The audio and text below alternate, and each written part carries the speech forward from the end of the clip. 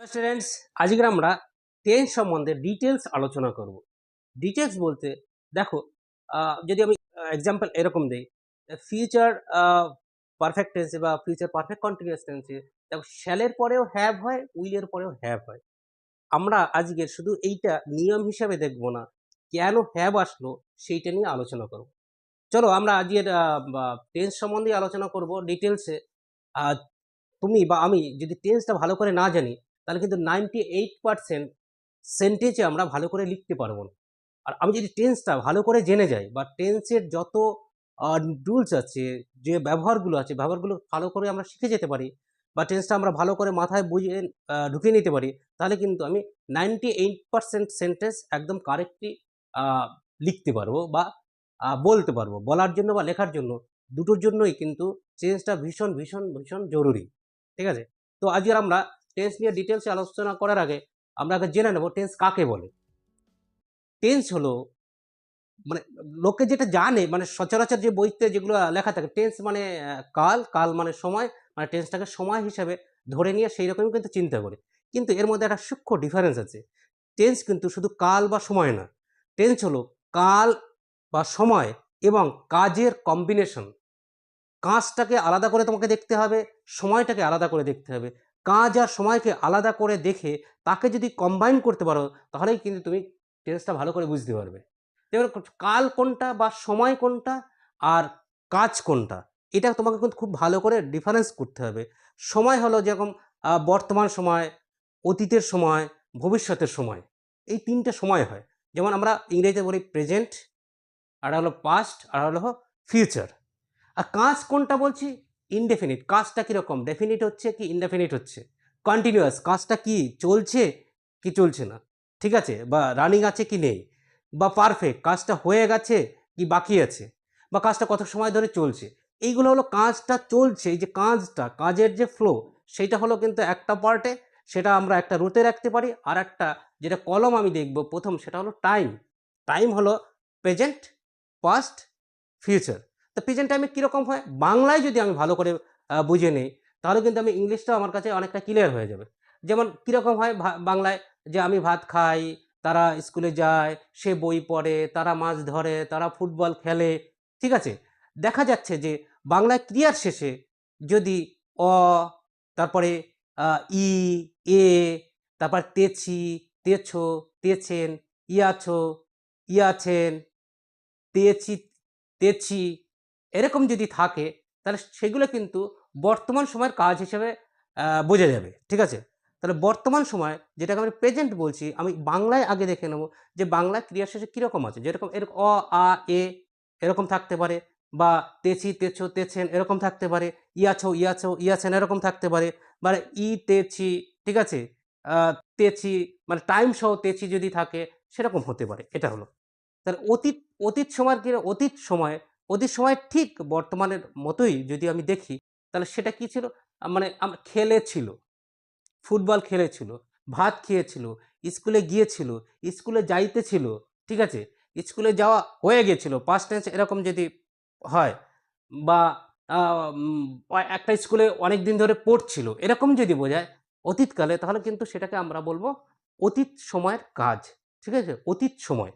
আর ভবিষ্যতে কি? ভবিষ্যৎ কিছু পরে যেসব ঘটনা আমাদের সঙ্গে ঘটে থাকবে, সেগুলোকে আমরা ভবিষ্যৎকাল হিসাবে দেখব, যেটাকে ইংরেজিতে বলছে ফিউচার। ঠিক আছে? তাহলে সেটা কীরকম, বাংলায় কীরকম হবে সেটা?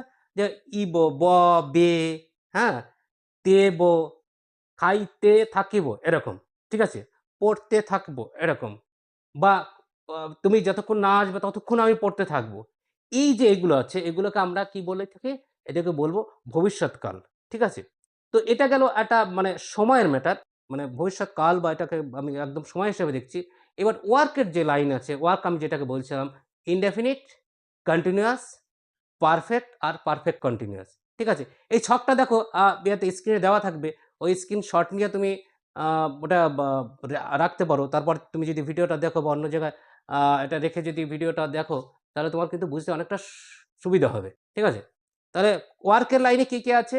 ওয়ার্কের লাইনে আমরা দেখতেছি indefinite, continuous, perfect, perfect continuous. ঠিক আছে? এর মধ্যে মেইনলি দুটো কাজই হয়। একটা হলো কন্টিনিউয়াস, আর একটা হলো পারফেক্ট। কন্টিনিউয়াস মানে হয় কাজটা রানিং আছে, আর না হয় কাজটা কি হয়ে গেছে। তার কাজ দুই রকম হতে পারে, একটা হলো কাজটা রানিং থাকা বা কাজটা হয়ে যাওয়া। আর বাকি যে দুটো রয়েছে ইনডেফিনিট আর পারফেক্ট কন্টিনিউয়াস যেটা রয়েছে, সেটা কিন্তু এই কন্টিনিউয়াস বা পারফেক্ট থেকেই তৈরি হয়। ঠিক আছে? তো আমি আজ প্রথমেই যেটা নিয়ে আলোচনা করব সেটা হলো কন্টিনিউয়াস। কন্টিনিউয়াস বলতে আমরা যে বাংলায় বুঝি সেটা হলো ঘটমান। ঘটমান প্রেজেন্ট যদি বলি, ঘটমান বর্তমান। ঠিক আছে?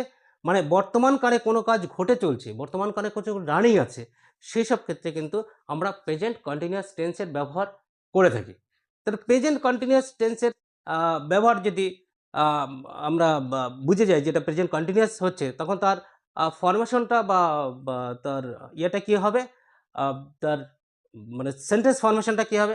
সেন্টেন্স ফরমেশনে আসে, প্রথমে সাবজেক্ট আসবে, তারপর অ্যামিজার আসে, ভার্বের সঙ্গে আইএনজি হয়, তারপরে তোমার অবজেক্ট আসবে। তার আগে আমি আরেকটা কথা আমি বলে নিই। জেনারেলি সেন্টেন্সের যে ফরমেশন হয় সেটা কিন্তু এরকমই হয়। প্রথমে সাবজেক্ট, তারপরে অক্সিলিয়ারি ভার্ব, তারপরে মূল ভার্ব, তারপরে তোমার চলে আসবে অবজেক্ট। ঠিক আছে? এক্ষেত্রেও অক্সিলিয়ারি ভার্ব কি আসছে তাহলে? অক্সিলিয়ারি ভার্ব আসছে অ্যাম, ইজ, আর, সাবজেক্টের পরে অ্যাম, ইজ, আর, ভার্বের সঙ্গে আইএনজি যোগ, তারপরে হলো অবজেক্ট। যেমন I am eating rice, he is going to school, they are playing football. ঠিক আছে?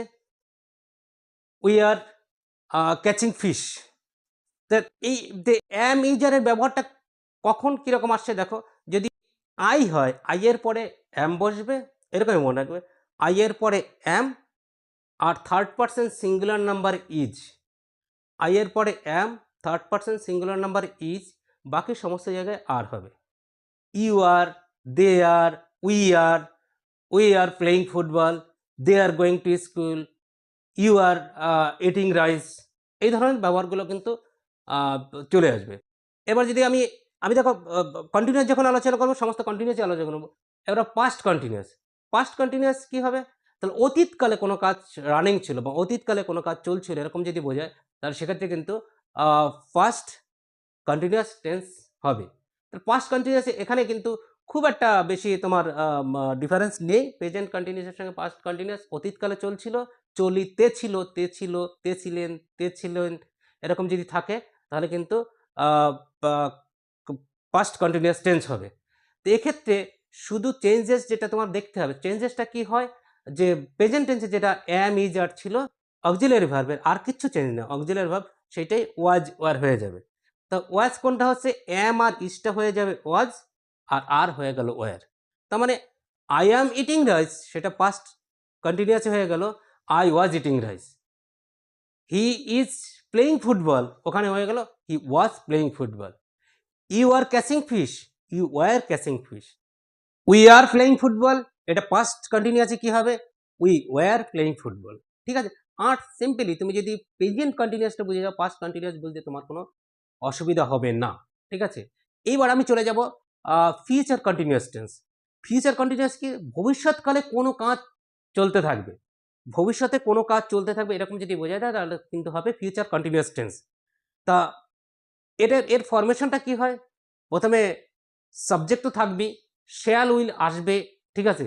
তারপরে বি হবে, শ্যাল উইল পরে বি।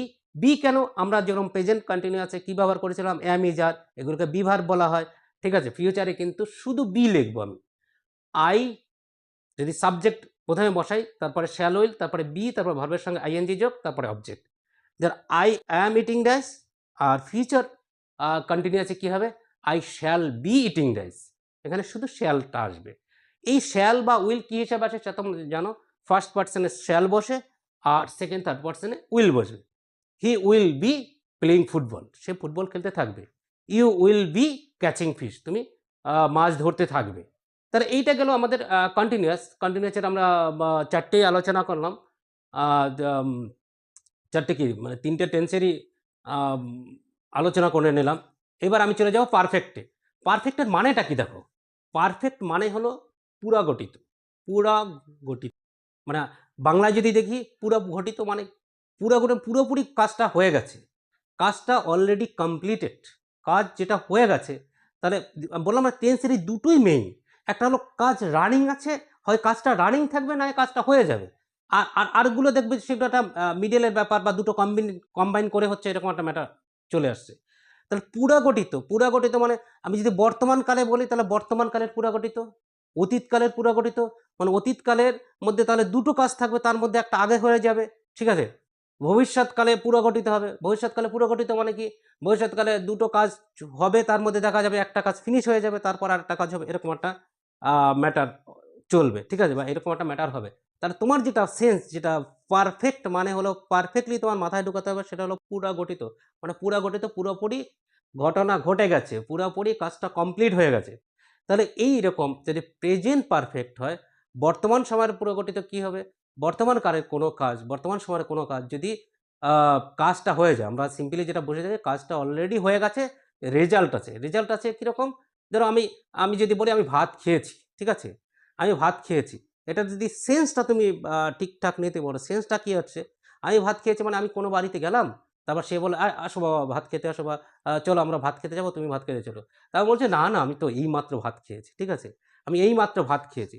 আমি যদি ভুল করে বলে থাকি যে বলে দেই যে আমি ভাত খেয়েছিলাম, মানে অতীতকাল যদি হয়ে যায়, তাহলে কিন্তু আমাকে জোর করে খাইয়ে দেবে ভাত, ঠিক আছে। মানে ডিফারেন্স এটাই, এটাকে কিন্তু সেন্স দিয়ে বলতে হবে। আমি কাজটা করেছি, আমি মাছ ধরেছি, আমি ফুটবল খেলেছি, আমি বই পড়েছি, ঠিক আছে, আমি ভাত খেয়েছি।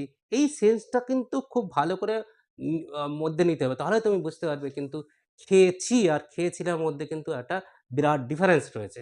খেয়েছি মানে আই হ্যাভ ইটেন রাইস, আমি ভাত খেয়েছি, আর আই এট রাইস, আমি ভাত খেয়েছিলাম, ওর মধ্যে বিরাট ডিফারেন্স আছে। ওই যে বললাম, খেয়ে থাকলে তুমি যদি কথা বলতে একটু মানে টেন্স অনুযায়ী একটু উল্টাপাল্টা হয়ে যায়, কিন্তু ভাত খাওয়া থাকলে আবার জোর করে ধরে কেউ খাইয়ে দেবে, ঠিক আছে।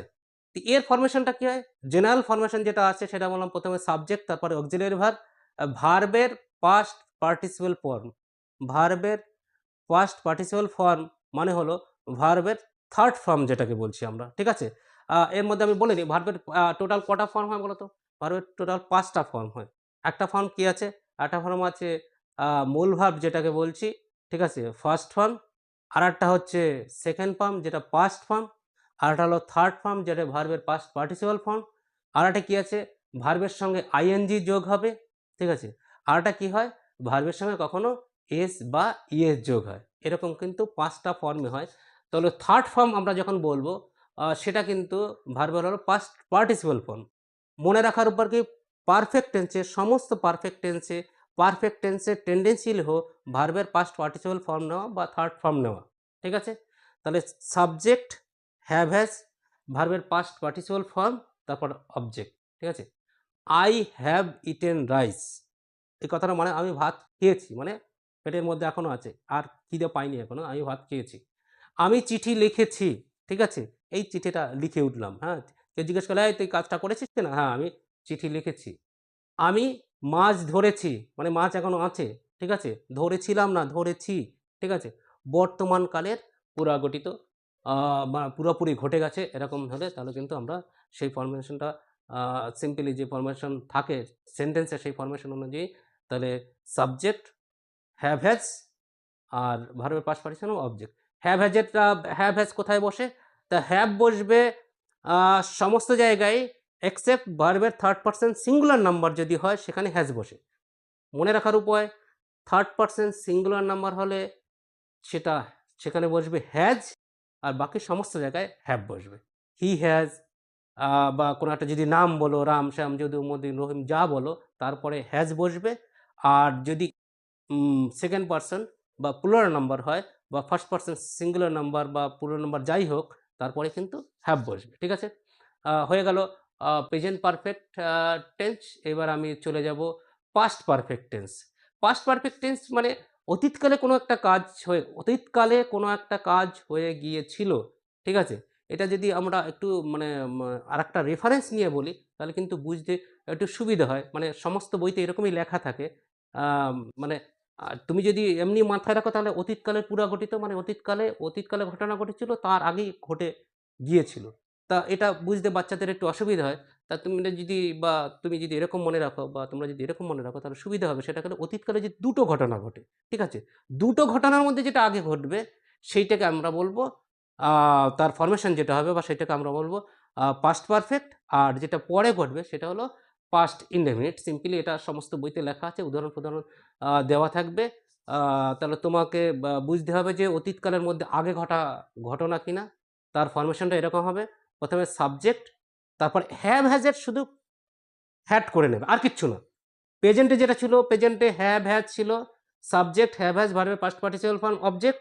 পাস্টে কি হবে? সাবজেক্ট হ্যাড, হ্যাভ হ্যাজটা কি হয়ে গেল? হ্যাড হয়ে গেল। ভার্বের পাস্ট পার্টিসিপাল ফর্ম হবেই, ঠিক আছে, অবজেক্ট। আগেই আমি বলে রেখেছিলাম পারফেক্ট টেন্স পার্টিসিপাল ফর্ম, শুধু পারফেক্ট যদি থাকে, পারফেক্ট কন্টিনিউয়াস না, শুধু পারফেক্ট যদি থাকে সেখানে কিন্তু ভার্বের থার্ড ফর্ম বা ভার্বের পাস্ট পার্টিসিপাল ফর্মটা হবে। তাহলে কি হবে? দুটো কাজ দিয়ে আমি বুঝে নিই। দ্য সমস্ত বইতে যেটা দেওয়া থাকে সেরকম একটা উদাহরণ আমি বলি, the patient had died before the doctor came. তাহলে হ্যাড ডায়েট, ডায়েটটা ডায়েট থার্ড ফর্ম অফ ডায়েটই হবে। সাবজেক্টের পরে হ্যাড, তারপরে ভার্বের পাস্ট পার্টিসিপাল ফর্ম, তারপরে অবজেক্ট হবে, ঠিক আছে। আর যেহেতু দুটো কাজ বোঝানোর জন্য the before the doctor came মানে পাস্ট ইনডেফিনিটের ফর্ম হবে, কিন্তু সাবজেক্টের পরে সেটা পাস্ট পরে আলোচনা করছি আবার। সাবজেক্ট হলো ভার্বের পাস্ট ফর্ম। তো এটা হয়ে গেল আমার কি কি হয়ে গেল? এটা মানে পাস্ট পারফেক্ট হয়ে গেল। এবার আমি দেখব ফিউচার পারফেক্ট। ফিউচার পারফেক্টের ক্ষেত্রে কি হচ্ছে? আ ভবিষ্যৎকালে কোনো কাজ, ঠিক আছে? ভবিষ্যৎকালে কোনো কাজ হয়ে যাবে, ঠিক আছে? ভবিষ্যৎকালে কোনো কাজ ঘটে যাবে, তাহলে আমরা তাকে বলব ফিউচার পারফেক্ট। তাহলে এটাও যেন একটু কিরকম লাগছে। এই ক্ষেত্রেও আমি যদি দুটো কাজ দিয়ে বুঝি, দুটো কাজ পাশাপাশি রেখে যদি বোঝার চেষ্টা করি তাহলে কিন্তু আমার বুঝতে অনেক সোজা হয়ে যাবে। কিরকম? যে ভবিষ্যৎকালে দুটো ঘটনা ঘটবে, ঠিক আছে? কোনো একটা নির্দিষ্ট টাইমের আগে আরেকটা ঘটনা কমপ্লিট হয়ে যাবে, ঠিক আছে? কিরকম? যে I shall have finished my home task before you reach. তুমি যখন আসবে তার আগেই আমি আমার কাজটা ফিনিশ করব। হতেই পারে, ঠিক আছে? তাকে কথা দিলাম, "এই তুই আমাদের বাড়িতে আসবি, তুই আসবি তারপর ঘুরতে যাব। তা আমার তো হোম টাস্ক করতেই হবে। তা তুই যখন আসবি তার আগেই আমি আমার কাজটা করে ফেলব।" হতেই পারে এরকম ভবিষ্যৎকালে আমরা যখন প্রমিস করে থাকি বা কাউকে কথা বলে থাকি বা কাউকে বলে দিই, "মা আমি আজকের এই টাইমের মধ্যে আমি বিকাল ৫ টার মধ্যে এই কাজটা আমি কিন্তু করে ফেলে দেব। বা তুমি যখন বাড়িতে আসবে তার আগে কিন্তু আমি আমার হোম টাস্ক কমপ্লিট করে ফেলব।" তাহলে ফরমেশনটা কি হচ্ছে এক্ষেত্রেও? তাহলে ফিউচার মানে শ্যাল উইল হবেই। তাতে তাহলে আই এর পরে শ্যাল, আর আই মানে ফার্স্ট পারসনের পরে শ্যাল হবে, আর সেকেন্ড থার্ড পারসনের পরে যেরকম উইল হয় সেরকমই হবে। তারপর হচ্ছে হ্যাভ। তাহলে আই শ্যাল, ঠিক আছে? উই উইল এরকমই হবে। কিন্তু তারপরে হ্যাজ না হয়ে সব জায়গায় হ্যাভ হবে। এই হ্যাভটা কেন হয়? দেখো, পারসন অনুযায়ী যে মানে ফার্স্ট পারসন অনুযায়ী একবার চেঞ্জটা কি হয়ে গেল? সেখানে শ্যাল বসে গেল। ভালো করে খেয়াল করো। ফার্স্ট পারসন বলেছি তার জন্য আমি শ্যাল বসালাম। ঠিক আছে? ইউর পরে মানে তুমি সেকেন্ড পারসন বসে উইল বসালাম। তাহলে একবার কিন্তু পারসন অনুযায়ী ভার্বের চেঞ্জ যেটা হয়ে গেল, অক্সিলিয়ারি ভার্বের যে চেঞ্জ সেটা হয়ে গেল। আবার ওইখানে হ্যাজ দিয়ে আলাদা করে মানে দুবার বোঝানোর দরকার নেই। একজনকে দুভাবে চেনানোর দরকার নেই। ঠিক আছে? অলরেডি আমি চিনে গিয়েছি যে এ সেকেন্ড পারসন তার জন্য উইল বসালাম। এ ফার্স্ট পারসন তার জন্য শ্যাল বসালাম। তার জন্য হ্যাজ না বসে হ্যাভ বসে। ভালো করে মনে রাখবে এইটার ব্যাখ্যা কিন্তু কোনো বইতে তুমি খুঁজে পাবে না। ঠিক আছে? যে শ্যাল উইলের পরে সবসময় মানে ফিউচার টেন্সে হ্যাভ কেন বসে? হ্যাজ কেন আসছে না? হ্যাজ এই জন্য আসছে না যে পার্সনের যে এফেক্ট, পার্সন অনুযায়ী বা সাবজেক্ট অনুযায়ী যে এফেক্ট সেটা কিন্তু অলরেডি শ্যাল বা উইল দিয়ে আমি বুঝিয়ে দিয়েছি। তার জন্য ওখানে আর হবে না। তাহলে I shall have done my home task before you reach, এটা তো আমি বলে দিলাম। এটা হলো এক্সাম্পল। তো এই গেল আমার পারফেক্ট টেন্স। এরবারে যাব আমি, আর যে দুটো বাকি আছে সে দুটো কিন্তু এই দুটো মিলেই হচ্ছে। কীরকম? তুমি দেখো একটুখানি। এবার আমি বলবো পারফেক্ট কন্টিনিউয়াস। আর একটা কী বাকি আছে? ইনডেফিনিট বাকি আছে। পারফেক্ট কন্টিনিউয়াস কোনটা? যেখানে কিছুটা পারফেক্টও থাকবে, কাজ কিছুটা হয়ে গেছে, কিছুটা পুরোগঠিত, আবার কন্টিনিউয়াস কিছুটা রানিং থাকবে। ওই দেখো, একই সেন্টেন্সের মধ্যে কাজ হয়ে গেছে, আবার কাজ রানিং আছে। এরকম কখন হতে পারে? ঠিক আছে? এরকম কখন হয়? বাংলায় যদি আমরা বোঝার চেষ্টা করি, তাহলে এরকম ঘটনা কখন ঘটে থাকে আমাদের আমাদের সঙ্গে কখন ঘটে থাকে? যেমন এই স্কুলটায় আমি আ ২০০০ সাল থেকে পড়ছি, এরকম হতে পারে। মানে 2000 সাল থেকে পড়া আমি শুরু করেছি, স্কুলে ভর্তি হয়েছি, তারপরে এখনও এখানে পড়ছি। তাহলে কিছু কাজ বা কিছু পড়া আমার হয়ে গেছে, আর পড়া আমার এখনও রানিং আছে। এরকম যদি মানে তাহলে কিছু হচ্ছে কিছু পুরাগঠিত, পারফেক্ট, তারপরে কন্টিনিউয়াস।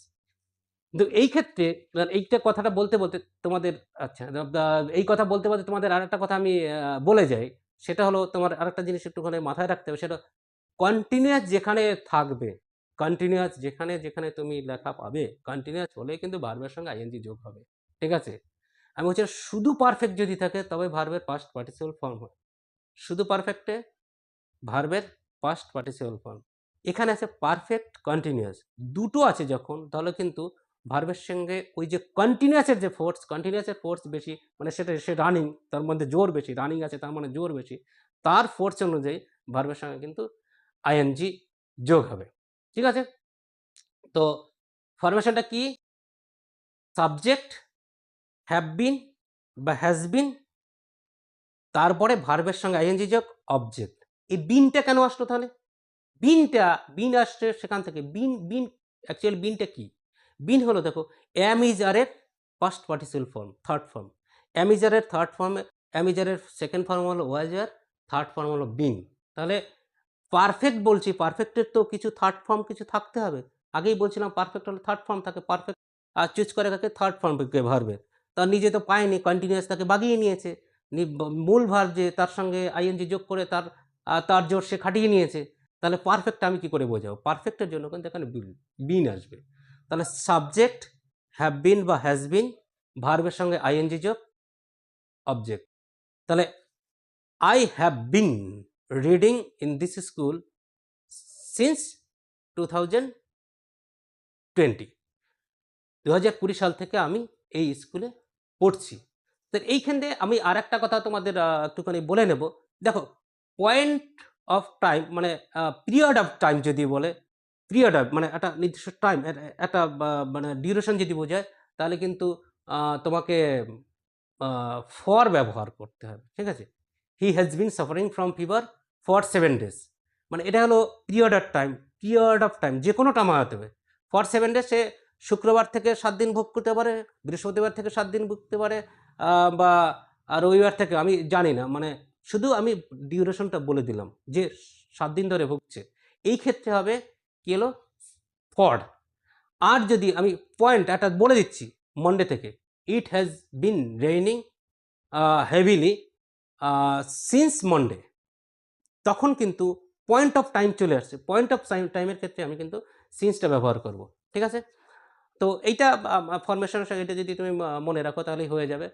আর এটা হচ্ছে আমার প্রেজেন্ট পারফেক্ট কন্টিনিউয়াস হয়ে গেল। এবার আমার পাস্ট পারফেক্ট কন্টিনিউয়াস যাব।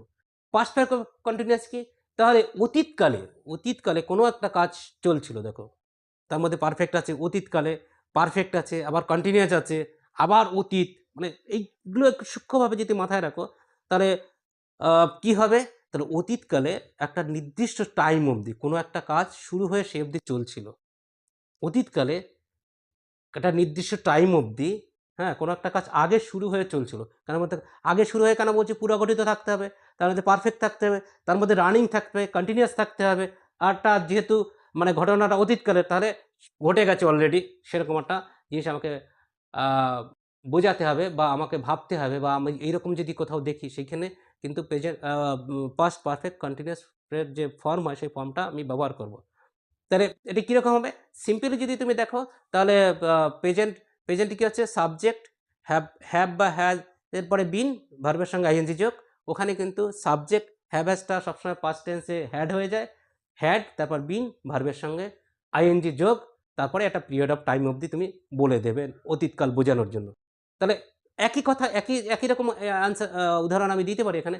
আই হ্যাড বিন, আমি যদি আগে পড়ে থাকি, মানে 2010 সাল অবধি স্কুলে পড়েছিলাম, I had been reading in this school um, since 2012। এই স্কুলে আমি 2012 অবধি পড়েছিলাম। তাহলে 2012 অবধি পড়েছিলাম মানে আগেই শুরু হয়ে ওই সাল অবধি বা 2012 অবধি আমি পড়েছিলাম, সেটাই কিন্তু হবে পাস্ট পারফেক্ট কন্টিনিউয়াস টেন্স। অতীতকালেই শুরু হয়েছিল, আজকে 2012 অনেক আগের ঘটনা, ঠিক আছে? সেখানে একটা কাজ রানিং ছিল, এরকম বোঝানোর জন্য কিন্তু আমি পাস্ট পারফেক্ট কন্টিনিউয়াস টেন্সের ব্যবহার করব বা আমরা করব। তার যা ফরমেশন অনুযায়ী কিন্তু আমি সেন্টেন্সগুলোকে আমি বিল্ড করব। ঠিক আছে? এবার আমি চলে যাব future perfect continuous. Future perfect continuous কী হবে? তাহলে ফিউচার পারফেক্ট কন্টিনিউয়াস, ফিউচার মানে ভবিষ্যৎকালে, মানে ভবিষ্যৎকালে পারফেক্ট কিছু কাজ হয়ে যাবে, আবার কিছু কাজ রানিং থাকবে। ঠিক আছে?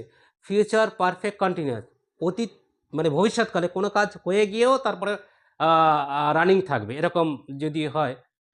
তা এটা যদি আমাকে ক্লিয়ারলি, এখানেও দেখো ক্লিয়ারলি বোঝার জন্য আমি যদি দুটো কাজের রেফারেন্স নেই, তাহলে কিন্তু আমার বুঝতে একটু সুবিধা হবে। ঠিক আছে? তাহলে ধরো আমাদের মাস্টারমশাই আসবে, আমাদের স্কুলে অ্যানুয়াল প্রোগ্রাম আছে, আমরা স্কুলটা ডেকোরেটিং করব বা কিছু একটা করব। ঠিক আছে? বা আমরা যতদিন এখানে যতদিন না পৌঁছে ততদিন এই বাড়িটা রিপেয়ার হতে থাকবে, চলতে থাকবে। ঠিক আছে? এইরকম যদি বোঝায়, তাহলে আ আ আমি কিভাবে বলবো এখানে, ফরমেশনটা আগে বলে নিই। সাবজেক্ট হবে shall have been, will have বিন। তাহলে হ্যাজ আসছে না। Shall have been, will have been. Will চলে আসছে পার্সন অনুযায়ী, শ্যাল বা উইল চলে আসছে। তারপর ভার্বের সঙ্গে আইএনজি যোগ। ঠিক আছে? তারপরে অবজেক্ট বা অন্যান্য কমপ্লিমেন্টারি যা থাকে সেগুলো আসবে। তার we shall have been decorating our room before our headmaster come. এটা কিন্তু ফিউচার প্রেজেন্ট ইনডেফিনিটের মতো ফরমেশনটা হয়। প্রেজেন্ট ইনডেফিনিট আমি পরে আলোচনা করব। তখন এটা তোমার কাছে ক্লিয়ার হয়ে যাবে। ঠিক আছে? তাহলে we shall have been decorating our classroom before the headmaster come. তাহলে এখানে হচ্ছে প্রথমে subject shall have been, will have been, ভার্বের সঙ্গে আইএনজি যোগ অবজেক্ট। ঠিক আছে?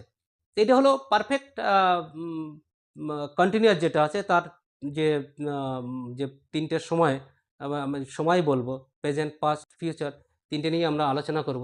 এবার পড়ে থাকে কিন্তু ইনডেফিনিট। ঠিক আছে? ইনডেফিনিটটা পরে আলোচনা করার উদ্দেশ্য এটাই, দেখো কাজগুলো আগে যেগুলো বলছিলাম ওগুলো কিন্তু নির্দিষ্ট, একদম স্পেসিফিক কাজ চলছে, কাজ হয়ে গেছে, কাজ শুরু হয়ে চলছিল। ইনডেফিনিট কোনগুলোকে বলবো? যেগুলো ডেফিনিট না। এ চলছে বলা থেকে তুমি বুঝতে পারবে না যে চলছে, না হয়েছে, না হবে, না চলে, না কখন চলে, কিছুই বোঝা যায় না। ঠিক আছে? ইনডেফিনিট মানে যখন অনির্দিষ্ট থাকে সেটাকেই ইনডেফিনিট বলি। অনেকে এটাকে সাধারণভাবে বলে, সাধারণ অনেক বইতে লেখাও থাকবে, অনেকে এটা বলেও থাকে যে সাধারণ, মানে প্রেজেন্ট ইনডেফিনিট মানে সাধারণ বর্তমান। প্রেজেন্ট ইনডেফিনিট মানে বর্তমানকালে কোনো কাজ নির্দিষ্ট নেই সেরকম যদি বোঝায়।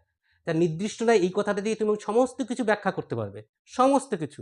সেটাতেও অনেকে ওই সাধারণ সত্য, চিরন্তন সত্য, ঠিক আছে? অভ্যাসগত সত্য, সমস্ত ধরনের সত্য ওই ইনডেফিনিট যদি বলো তাহলে বোঝাতে পারবে।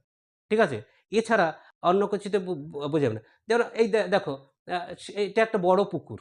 ঠিক আছে? এটা একটা সুন্দর মাঠ। এটা কিন্তু সব প্রেজেন্ট ইনডেফিনিট টেন্সের। ঠিক আছে? তার ফরমেশন এরকম হয়। কিন্তু উদাহরণে দেখবে প্রেজেন্ট ইনডেফিনিট টেন্সের যে বর্তমান কালের কোনো সাধারণভাবে কোনো কাজ, তারপর চিরন্তন সত্য আর অভ্যাসগত সত্য বোঝালে প্রেজেন্ট ইনডেফিনিট টেন্সে। তাহলে এটা একটা বা দারুণ পুকুর, এটা একটা সুন্দর জায়গা। ঠিক আছে? আমাদের বাড়িটা খুব বড় বাড়ি, একটা ভালো বাড়ি। এরকম ক্ষেত্রে এটা কোন সত্য হচ্ছে? চিরন্তন সত্য, অভ্যাসগত সত্য না। আসলে এইগুলো কোনো ডেফিনিট না। মানে ডেফিনিট করে কিছু আমি বলছি না। আই তার জন্য এটা হলো ইনডেফিনিট। ডেফিনিট বলতে কোনটা কাজটার যদি ডেফিনিট হয়, কাজের ডেফিনিশন মানে সেটা রানিং আছে না হয়ে গেছে। কাজের ডেফিনিট কিন্তু এটাই। বা রানিং হয়ে মানে কোনো অতীতে রানিং হয়ে চলছিল কিনা তার সেরকম হবে। ঠিক আছে? তো যাই হোক, প্রেজেন্ট ইনডেফিনিট তুমি যদি বুঝে যাও যেগুলো যখন কন্টিনিউয়াস না, পারফেক্টও না, পারফেক্ট কন্টিনিউয়াস না, তবে সেগুলো ইনডেফিনিট, সোজা কথা।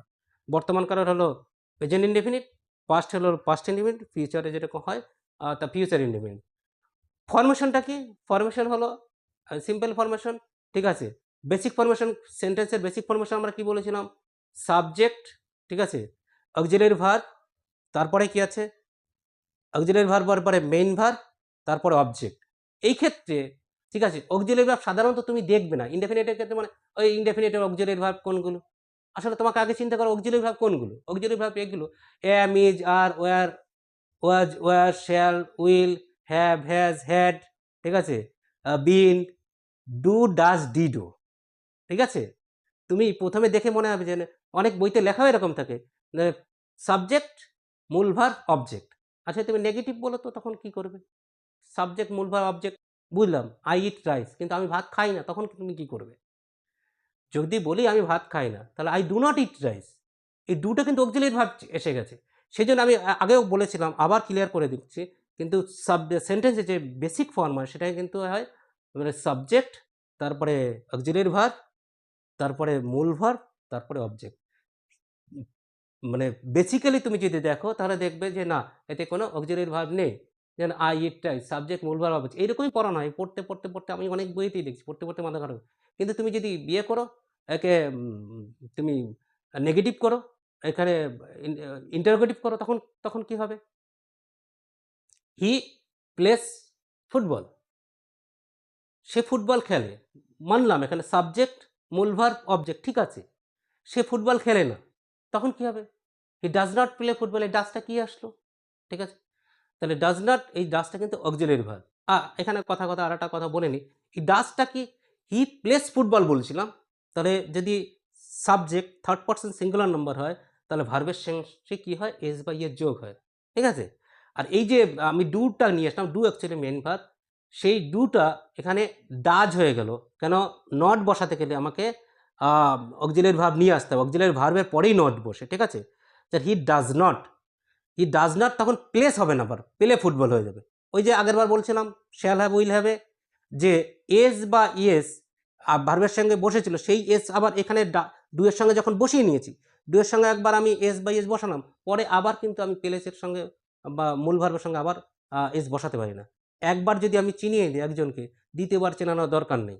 তাহলে he does not play football. ঠিক আছে? সে ফুটবল খেলে না। He plays football, he does not play football. Does he play football? এইটা তাহলে আমরা ইন্টারোগেটিভ সমস্ত কিছু আমরা আলোচনা করলাম।